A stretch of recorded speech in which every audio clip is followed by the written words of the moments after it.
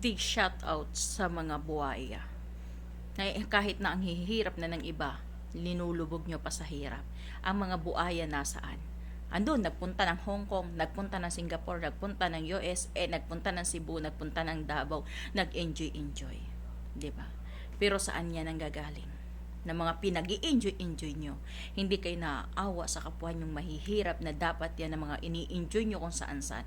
Ibinibigay nyo, idinodonate nyo sa mga mahihirap. Ibinibili nyo ng bigas na para may makain ng mahihirap.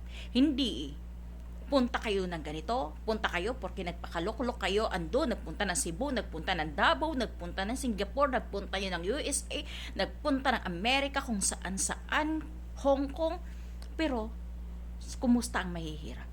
Lubog sa utang. Kumusta ang kupra? Ang baba. Kumusta ang palay? Ang baba. Pero kayo na mga buaya, nasaan kayo? 'Di ba?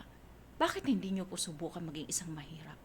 Baka dumating po ang panahon, umikot ang gulong na kayo naman po yung isang hampas lupang mahihirap. Dahil bakit nga ba nagkakaroon ng mga hampas lupang mahihirap? Dahil po yan sa mayayaman ng mga buaya na binubuaya ng binubuaya, kaya maraming mahihirap.